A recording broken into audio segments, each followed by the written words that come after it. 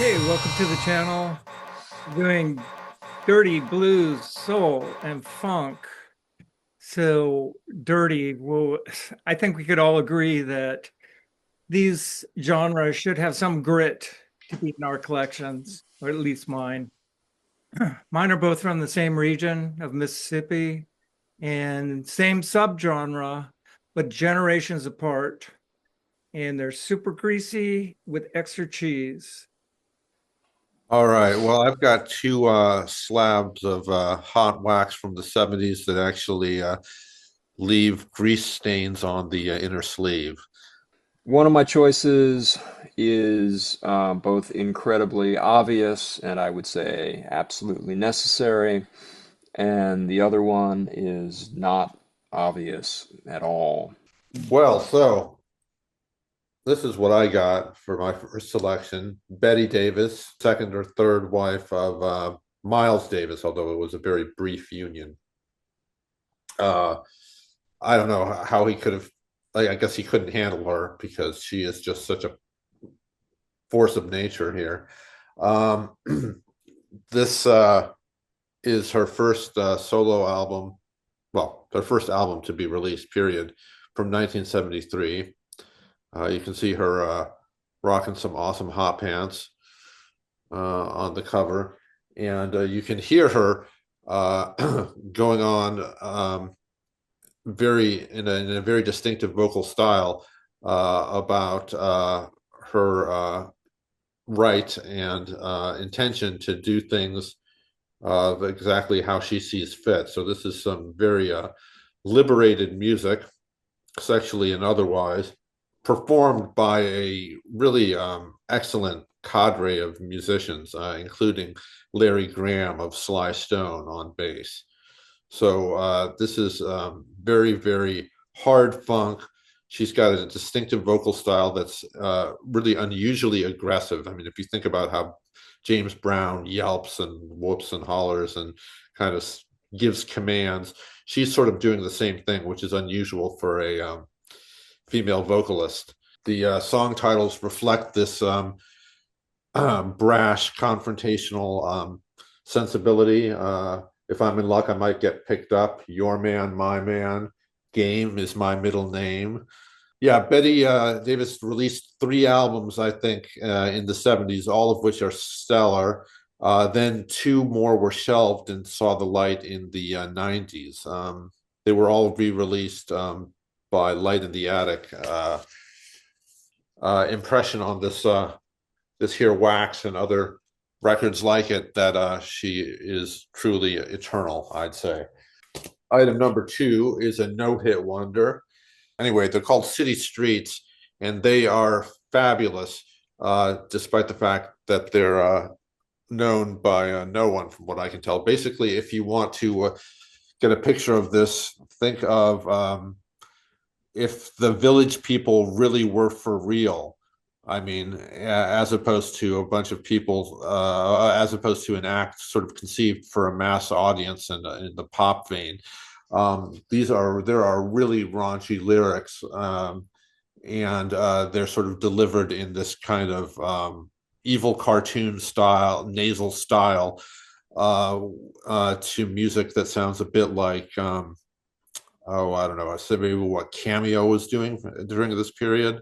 Song titles include Get It Up, Get It In, Plastic Saddle, as in I don't want no plastic saddle. I want to feel real leather. So we got a barebacking song here. Yeah, it's disco funk from the late 70s that really is raw and raunchy. For a mere $5 or $6, you can pick yourself up this wonderful artifact of loose and uninhibited pre-HIV kind of gay, presumably disco funk. So, my first one, the obvious funk record. This one's obvious, but holy shit, is this a great recording. This is James Brown's Love, Power, Peace record, recorded live in 1971 at the Olympia Theater in Paris. Um, This is, I believe, the only live album ever made with the original JB's backing band, i.e., like, I don't know, one of the best funk bands to ever walk the earth. You know, Bootsy Collins and Catfish Collins before they decamped for Parliament, Fred Wesley, Bobby Bird, et cetera, et cetera, et cetera.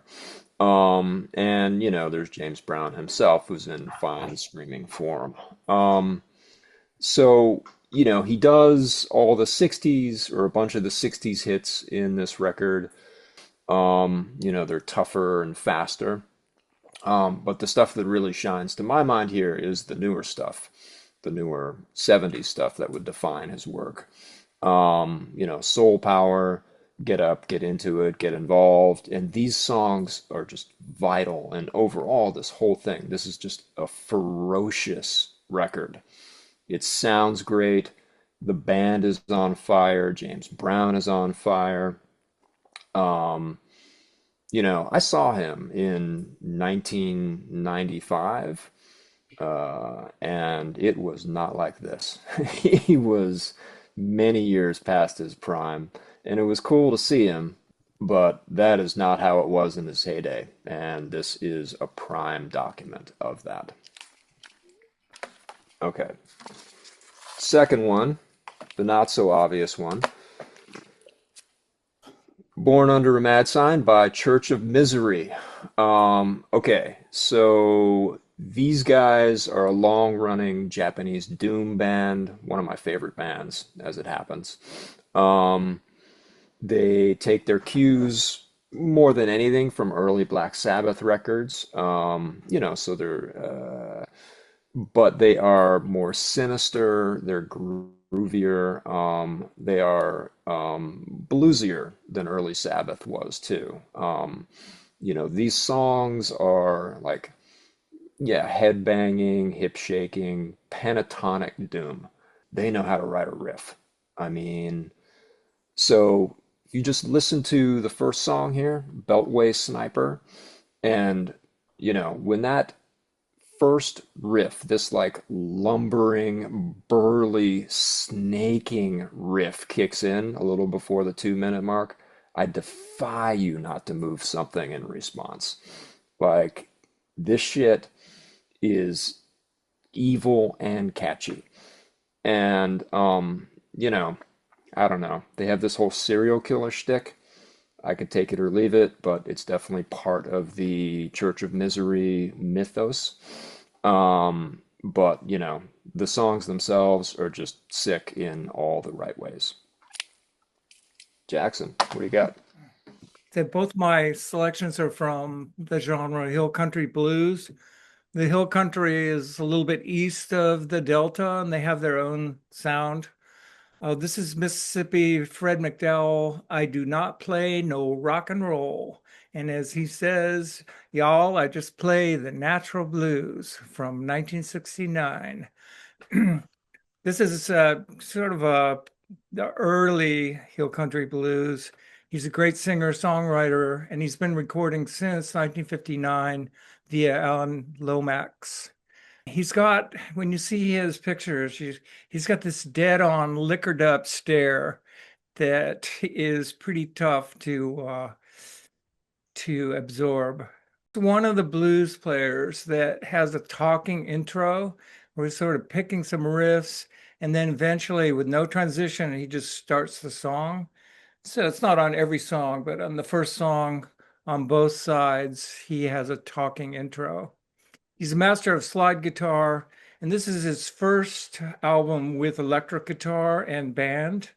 It's very spiky and edgy and a striking starkness to his guitar leads. A very emotional voice. Although he's got a full band, they're very toned down. You barely even notice them. So the Stones covered his song, You Gotta Move, on Sticky Fingers. So I guess there's a little bit of rock and roll there.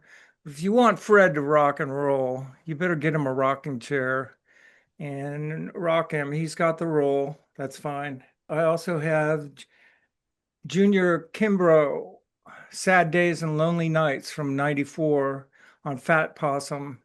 This is blues with some soul. folded in, and he recorded it live at his own club without an audience. So it does have that room sound. He's a great writer and guitar player and singer. I think I did R.L. Burnside last time, and I think he's a better singer and maybe a more limited guitar player.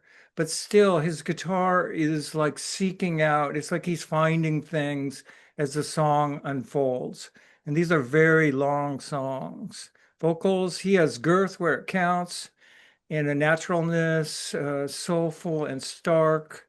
And it seems to be beckoning you into his world.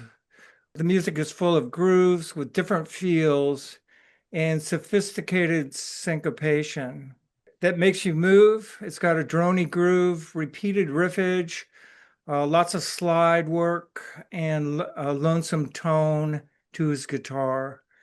He wrote mostly deceptively simple songs in elongated form and with inventive turnarounds. In one case, he's got a very 4/4 feel going, and he adds 2 beats at the end to create anticipation, and it really does heighten the transition.